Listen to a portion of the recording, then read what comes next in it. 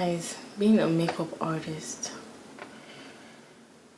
Learn something today with Makeup Doc. Hi guys, welcome back to my YouTube channel. It's your favorite girl, Makeup Doctor, and if you've not been on this channel before, welcome. Welcome. We receive you in with open arms. So in today's video, I'll be telling you guys about the pros and cons of being a makeup artist. For those of you guys who don't know, or you're obviously new to the channel, I'm a makeup artist in the Nashville area. I do makeup in Nashville, Mount Juliet, anywhere that's close. In fact, anywhere that is far, I will do makeup arts as long as you pay me. So if you haven't checked out my website, or if you're in the Nashville area, you want to book an appointment, scroll down to the description box and you will see my website. Being a makeup artist is tough, let me tell you. If you're thinking about becoming a makeup artist, you will need to think very well about if that's what you want, if you really love doing makeup. And you know, you might, after this video, you might be reconsidering. So I'm going to tell you guys the story of my life as a makeup artist. The way I really started doing my makeup thing was in college. I used to do makeup for like myself, my friends. I even used to do their eyebrows. Like, I just have always been a hands to face kind of person. I wanted to see different combinations. I wanted to see what you could do with different, you know, makeup, different kinds of makeup. And it was just fun for me. I literally just used to have fun doing it. My roommate, God bless her soul, like God bless her heart, because she really suffered like every single time. So I'm like, sit down, makeup. But yeah, so it was just like a passion. We were just having fun with it, and I didn't even care that I wasn't making money off of it. Honestly, it was just like all fun and games. But then I came to Nashville, and then I did my auntie's makeup for her graduation, and like people saw it and they really liked it, and they were asking her questions. And this one day, like someone just walked up to me and she was like, "Oh, you do makeup, right? How much do you charge?" And I was like, I'm gonna need to get back to you on that, because at that time, fresh out of college, looking for money, looking for a job and everything. So I was like, you know what, Lord, I accept. And it was just, that's basically how it started. And honestly, the first time, because it's different when you're doing makeup for yourself and people that you're used to doing makeup for, it's different. Makeup artistry is like so much more than that. It's like speed. Look, it's crazy. It's literally crazy, because people are dealing with so much. Like when people want makeup done, sometimes they have like, you know, it's like weddings, big events that people are stressing out about. And believe it or not, that stressing out can rub off on you as a makeup artist. And you have to understand how to keep your composure. You have to understand how to be patient. You have to understand growth. You have to understand that you can't just start from like $200 a face like today. You have to like grow. And that's what I did. I started from like literally nowhere. I had like just a small box of makeup, and I came with my things. There's so many things you have to understand as makeup artists. That's why I definitely tell people who want to go into this line, or who want to do this as a side business or a side hustle, you need to continuously improve your skills. You need to continue to watch other people doing makeup. You need to continue to watch those YouTube channels of like pro makeup artists, not just makeup influencers that do makeup on their face, but makeup artists that do makeup on other people's faces. And I'm still learning every single day that makeup art is not just, you know how to like do bomb brows, you know how to throw down a good bridal makeup. No, it's much more than that. Like, it is sanitation. You need to understand how to clean your product before the next person. You can't go use it. Like, it's so many things. Let me tell you now, Nigerian makeup artists, I give it to you guys, like especially Nigerian freelance makeup artists. I just want to say you guys are the real MVPs, because I don't know how you guys do it. My patience has not reached the level where I can be doing makeup artistry in Nigeria. And Lord, I pray if I have to do it, I have to have my own store. I have to have my own store and everything, because those are the people who really make it in Nigeria. Unfortunately, it's the ones that have the store or the space. We need to change our ideology that when someone is doing a skill, it means the person has not gone to school or the person doesn't have anything else to offer. That thing is so annoying. Even if the person didn't go to school and picked it up, do you know how many people have dropped out of school and have made their business into multi-million-dollar businesses? Like, never look down on anyone, but we're so used to doing that in Nigeria, and I don't know why. Like, we just need to reorient our mind away from that. It's freaking ridiculous. So when I first started, when I went to Nigeria, right, and that summer, didn't plan on doing anyone's makeup. I just planned on doing my YouTube thing, just sitting down talking to you guys, because hey, that's what I like to do. So my friend had his sister was graduating like this one weekend, and I will not mention the school, but it was just horrible what they did. So he asked me, he was like, hey, you know, can you do my sister's makeup and all that? And I was like, yeah, sure. It was a high school graduation. I really did not think in Nigeria high school graduation was like a big deal. Prom is a big deal, but like the day of your graduation, no one's really like getting makeup, getting a full face of makeup and getting beat and all of that. But yo, when I walked in there, what I saw, my eyes, I went in there with the expectation that, you know, this girl would just come out. I thought she would even come to like my car, sit down, and we'll do her makeup and chit chat.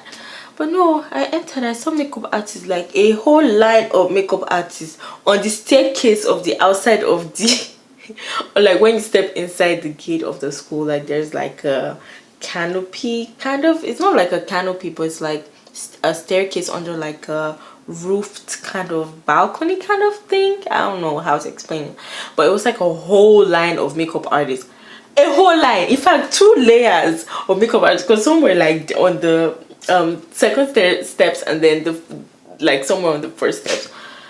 And my goodness, these girls were getting beat.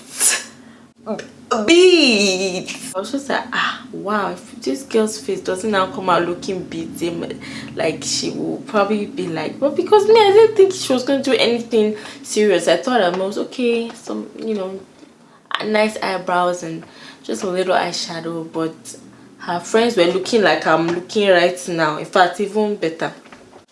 So I had to do her makeup and all of that. Because the kids were like almost late for the graduation, the principal came out and started shouting, makeup artist, you are taking too much time. You are taking... And then she started this countdown. Makeup artist, by the time I finish counting down to 10, you should be out of the gate. Makeup artist 10, makeup artist 9. And I'm like... in shame, of course, because I'm like, bro, this is not what I signed up for. Like, I just came to do your makeup, like, just got, like, man, it was just so embarrassing and so annoying. I'm like, I mean, I'm pretty sure that, like me, there were other makeup artists there, maybe that would have graduated from college, you know, with honors. Hey, makeup artists in Nigeria, you guys are like amazing, because you guys are, I think you guys are probably the most patient people. Now when I'm doing my audience, most times, like, you know, 9 out of 10 times like a Nigerian or an African American, or is a Nigerian. And when I tell you that the Nigerians who come from Nigeria bring that same behavior here, I'm not lying. And you know, this is another thing you need to learn as a makeup artist. You need to understand what you can take and what you will not take. And I'm still learning that, but like, because see, number one is the people that want to stress you out the most, that want to pay the flimsiest of money. They want to pay, if you let them, they'll pay $5 safe, but they will stress you, they will use you, and they will not even care about you or your feelings.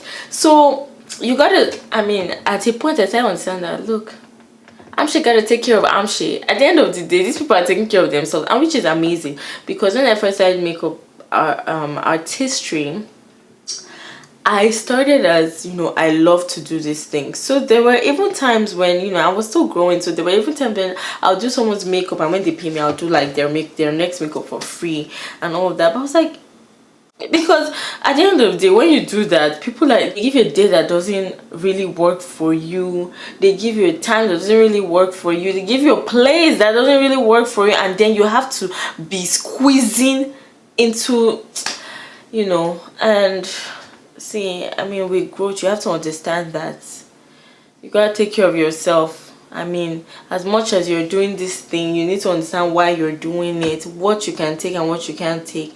Even if you love it, you have to put principles. Principles are very important. What you take, what you will not take.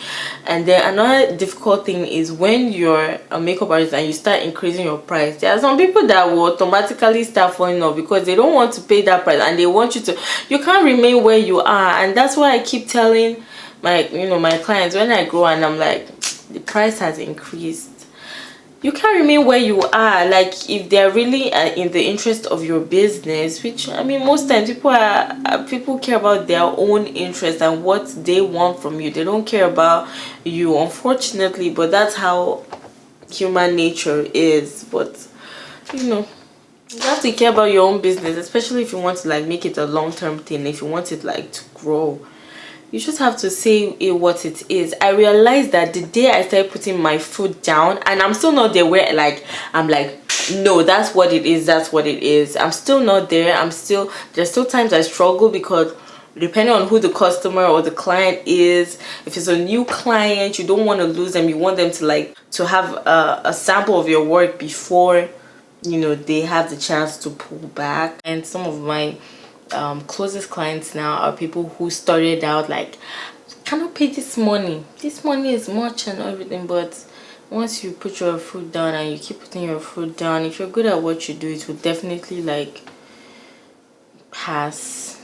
So on that note, strategizing is very important. I would say making a plan quarterly is more manageable. What do you want out of the year? How many clients do you expect to have? Makeup artistry is also about budgeting. You need to budget your makeup tools, what you are going to buy. And that I've still been lacking, how much money you're making per month, per week, so you can see your progress, like, because all those things are important. Makeup artistry is amazing because it also connects you with different people from different places, and you get to hear a lot of different stories depending on the people, which is pretty neat. The bottom line of these plenty stories, you have to understand what you're going to take, what you absolutely will not take. You have to respect yourself to make other people respect you, and that's that's another thing that I really had to learn and understand. My worst clients are those people that want to be looking at the mirror every single time. So what I do these days is I just tell my clients straight up, I'm sorry, you can't see any mirror until I'm done. When I'm done, then we can make the corrections. And that's just what I run with. If at the end of the day you hate everything and you want to clean it and start going, fine, but I just take that risk and I'm like, I'm sorry, I can't let you see anything, because by the time you draw the two eyebrows and by the time you put the eyeshadow always looks ugly before you like finish up the face. I'm telling you, your time is very important.